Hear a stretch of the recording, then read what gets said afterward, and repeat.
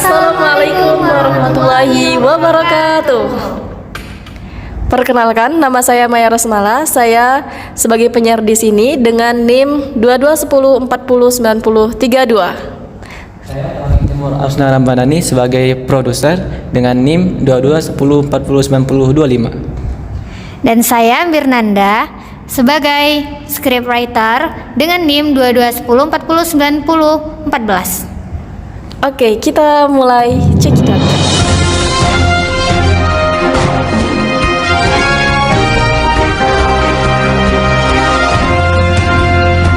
Assalamualaikum warahmatullahi wabarakatuh. Selamat pagi Tazkian, semangat pagi dan selamat beraktivitas untuk para pendengar setia Tazkia terkini. Saya, Maya Rosmala, akan menjadi teman setia kamu dalam mengarungi gelombang siaran pagi ini. Mari kita mulai hari ini dengan penuh semangat dan energi positif. Di Tazkia terkini, saya selalu berkomitmen untuk memberikan yang terbaik untuk kamu. Saya tidak hanya menyuguhkan informasi terkini, namun juga menginspirasi, mendidik, dan memberikan hiburan yang bermakna. Pagi ini, saya telah menyiapkan sajian spesial yang memadukan edukasi, hiburan, olahraga, kecantikan, dan dakwah untuk menyemarakan harimu. Tak lupa, di tengah hiruk-pikuknya kehidupan modern, mari kita jadikan momen bersama di Tazkia terkini sebagai tempat untuk berbagi kebaikan, refleksi, dan inspirasi untuk menjadikan diri kita lebih baik. Bersama-sama, kita akan menjelajahi beragam topik yang membangun, memotivasi, dan menyentuh hati. Jadi, jangan lewatkan setiap detiknya.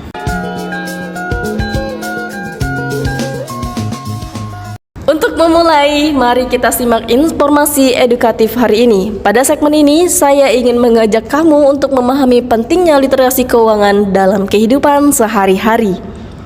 Dengan mengelola keuangan secara bijaksana, kita dapat mencapai stabilitas finansial dan menghindari masalah keuangan yang tidak diinginkan.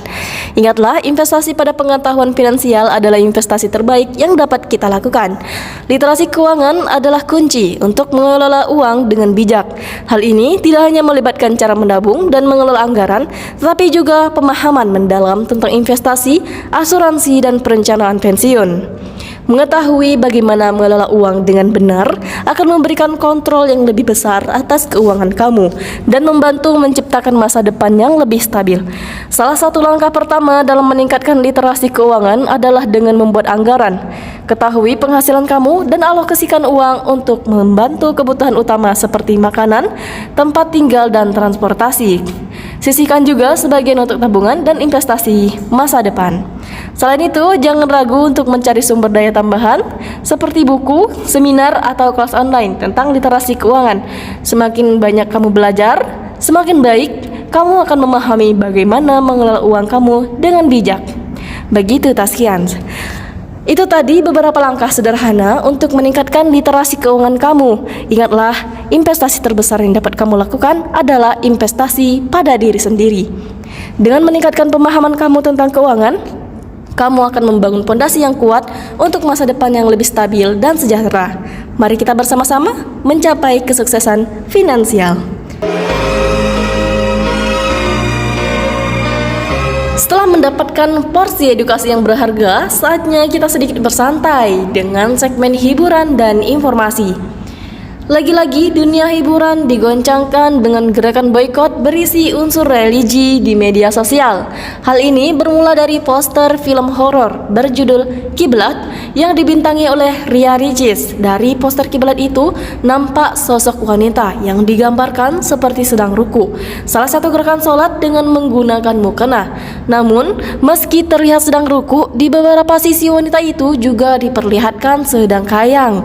Hal ini menunjukkan gerakan sholat yang tidak sesuai dengan ajaran agama Islam. Wanita tersebut juga digambarkan sangat menyeramkan dengan poster hitam putih. Bahkan Ketua MUI, Kiai Khalil Nafis, sampai berkomentar terkait film horor tersebut. Menurutnya, film horor seperti itu merupakan kampanye hitam terhadap ajaran agama. Ia mengingatkan jika menyinggung agama, maka film tersebut berpotensi tidak boleh ditonton, tapi kalau menyinggung agama biasanya malah tidak boleh ditonton. Lanjutnya, Film tersebut dinilai dibungkus keagamaan untuk meraup keuntungan materi. Seringkali reaksi keagamaan dimainkan oleh pebisnis untuk meraup keuntungan materi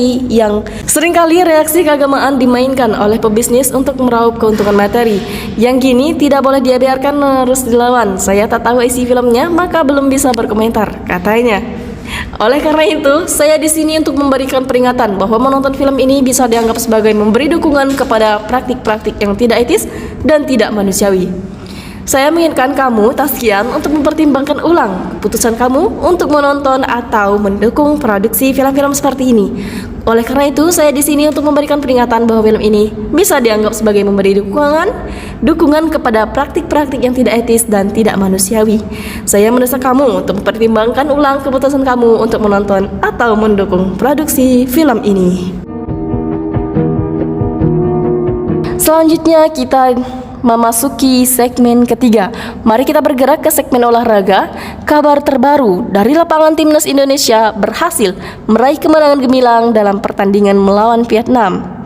Gol Jai Izes, Ragnar Oratmangun, dan Ramadan Sananta di Stadion Nasional Maidin, Hanoi jadi kunci kemenangan bersejarah tim asuhan Sintayong usai 2 dekade tak pernah menang di kota tersebut. Dengan hasil leg Vietnam versus Indonesia ini, Merah Putih total mengoleksi 7 angka dari 4 pertandingan. Ini membuat pasukan Sintayong duduk di kursi runner-up grup F kualifikasi Piala Dunia 2026 zona AFC Asia. Sejauh ini, timnas Indonesia unggul 4 angka dari Vietnam yang terkunci di posisi 3. Di sisi lain, Garuda tertinggal 5 poin di belakang Irak yang menggulung Filipina 5 gol tanpa balas di Manila. Dengan menempati peringkat 2 klasemen grup F, timnas Indonesia menjaga asa untuk lolos ronde ketiga kualifikasi Piala Dunia 2026 zona Asia. Pasalnya hanya juara dan runner-up grup yang akan melaju. Tidak kalah penting, Garuda tinggal selangkah lagi untuk lolos Piala Asia 2027 secara langsung. Kuncinya adalah matchday 5 lawan Irak pada 6 Juni mendatang. Dalam laga leg 2 di Hanoi, timnas Indonesia menurunkan formasi 4-3-3 yang bisa berubah jadi 3-4-3. Keberadaan Ragnar Oratmangun di sisi kiri dan Tom Haye di lini tengah menciptakan perbedaan mencolok dibandingkan penampilan Garuda saat di SUGBK Jakarta. Sementara itu, Vietnam yang mengutamakan penguasaan bola pada era Philippe Troussier memakai skema 5-4-1 yang bisa berubah jadi 3-4-2-1. Sang juru taktik tampak ingin memperkuat lini tengah timnya menghadapi gempuran Indonesia. Namun, sepanjang babak pertama, Vietnam tidak unggul. Statistik menunjukkan The Golden Star Warriors unggul penguasaan bola. Namun, permainan cantik timnas Indonesia membuat hal itu tidak berarti. Bahkan, Garuda unggul cepat ketika pertandingan baru berjalan 9 menit. Jai Izes, bek Venezia yang menjalani debut di SUGBK lalu, kini mencetak gol perdana untuk timnas Indonesia. Bermula dari tendangan sudut Tom Haye, Izes yang tidak terkawal oleh pemain belakang tuan rumah, mudah saja menunduk bola ke gawang Philip Nguyen. Skor 0-1, gol tadi membuat Vietnam kelabakan. Upaya Vietnam mencari celah di lini belakang Indonesia menemui jalan buntu. Sebaliknya, menit 24, Garuda memperlebar jarak. Ragnar Oratmangun yang mendapatkan bola di sisi kiri pertahanan lawan melakukan aksi individu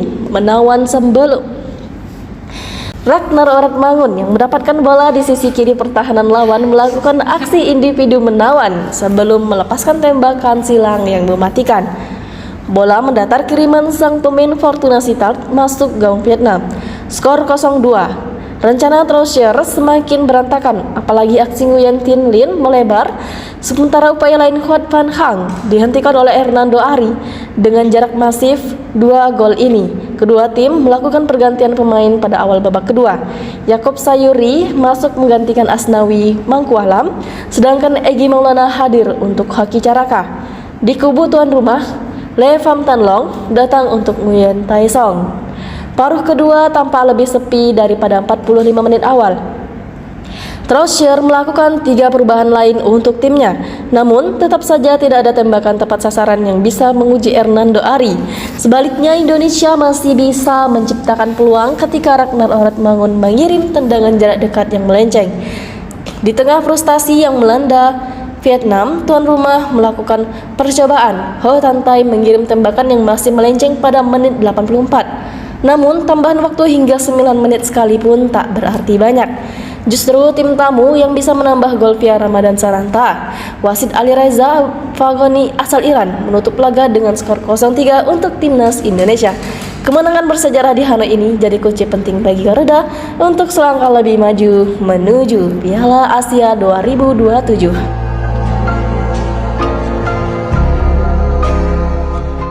Oke teman-teman, kembali lagi dengan saya, Sobat Taskian, masih semangat?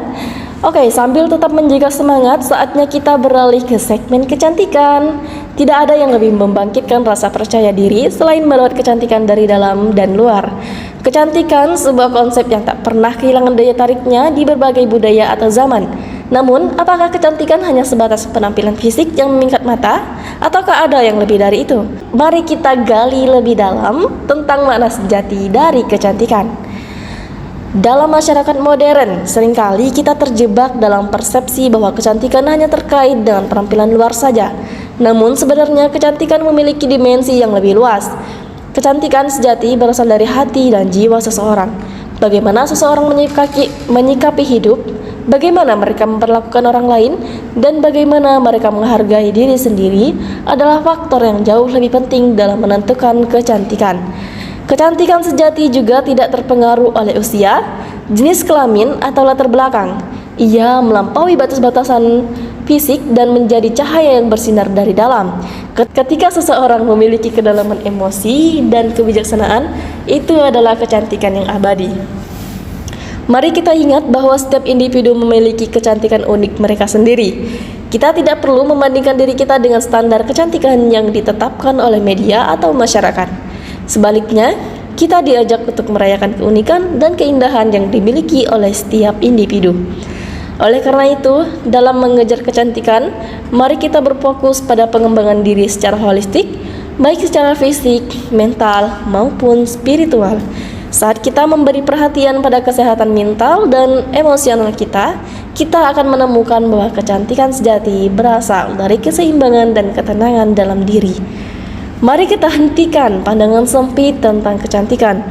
Biarkan keindahan merayap dari hati kita menerangi dunia dengan cahaya yang tak terpadamkan. Karena pada akhirnya kecantikan yang sejati adalah kecantikan yang memancar dari dalam. Tetaplah mencintai dan merayakan kecantikan sejati dalam diri dan orang lain.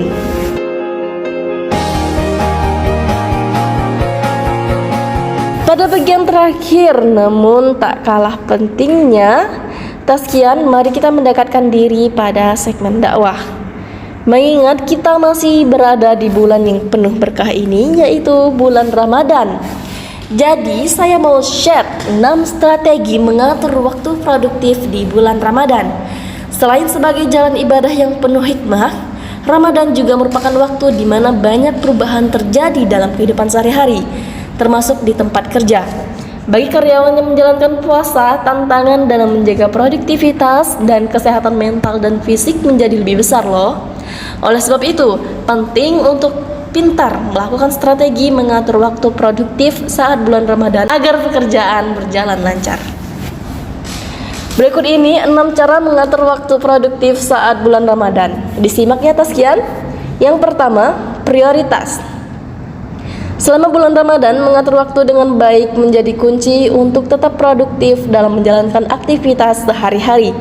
Mengidentifikasi tugas-tugas yang paling penting dan mendesak untuk diselesaikan tentu perlu kamu lakukan. Kemudian fokuslah pada tugas-tugas tersebut terlebih dahulu. Dengan demikian kamu jadi dapat memastikan bahwa pekerjaan yang paling penting terselesaikan dengan baik. Yang kedua, Taskian, manfaatkan waktu istirahat. Salah satu strategi yang dapat kamu lakukan adalah dengan memanfaatkan waktu istirahat dengan baik. Gunakan waktu istirahat selama puasa untuk beristirahat sejenak dan menyegarkan pikiran. Kamu bisa melakukan aktivitas yang menyenangkan dan menyegarkan seperti mendengarkan musik yang menenangkan, membaca buku, atau sekedar beristirahat sambil menikmati suasana tenang.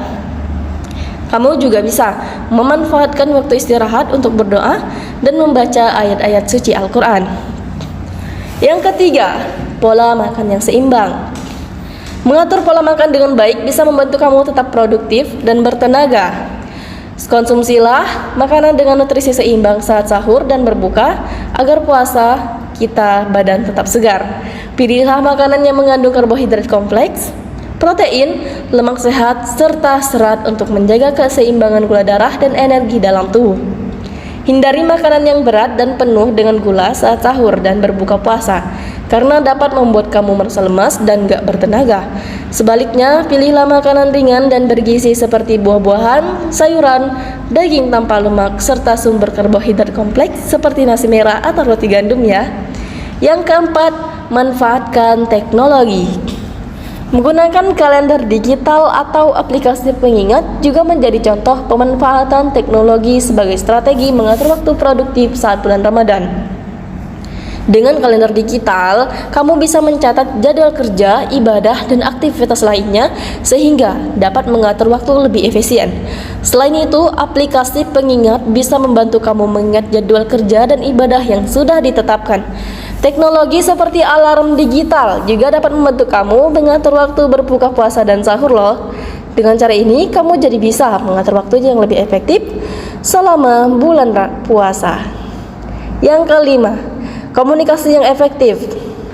Jika kamu mempunyai tugas yang memerlukan waktu lebih lama untuk diselesaikan, padahal ada keterbatasan waktu selama puasa, maka berkomunikasi dengan atasan atau rekan kerja bisa dicoba nih. Jelaskan bagaimana kondisi kamu dan mintalah pemahaman serta dukungan dari mereka. Bekerja sama dengan rekan kerja seperti ini bisa membantu berbagi beban kerja dan menyelesaikan tugas jadi lebih efisien. Yang keenam, taskians, hindari bergadang. Hindari begadang. Begadang, jangan begadang. Meskipun waktu sahur dan berbuka terkadang membuat pola tidur jadi nggak teratur, usahakan untuk tetap menjaga kualitas tidur kamu ya. Untuk menjaga produktivitas, pastikan tidur yang cukup setiap malam. Hindari begadang atau menunda waktu tidur hingga larut malam agar badan nggak lemas keesokan harinya. Dengan menerapkan strategi mengatur waktu produktif saat bulan Ramadan, kamu jadi bisa menjalankan ibadah puasa dengan baik sambil tetap semangat bekerja. Tetap semangat dan selamat menjalankan ibadah puasa.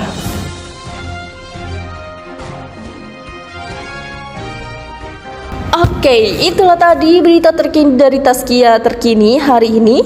Saya berharap informasi dan hiburan yang saya sajikan dapat memberikan manfaat bagi kamu semua. Terima kasih telah setia mendengarkan sampai akhir. Sampai jumpa pada kesempatan berikutnya. Saya sebagai penyiar pamit undur diri. Saya sebagai scriptwriter pamit undur diri. Saya sebagai produser. Kami tutup dengan wassalamualaikum warahmatullahi wabarakatuh.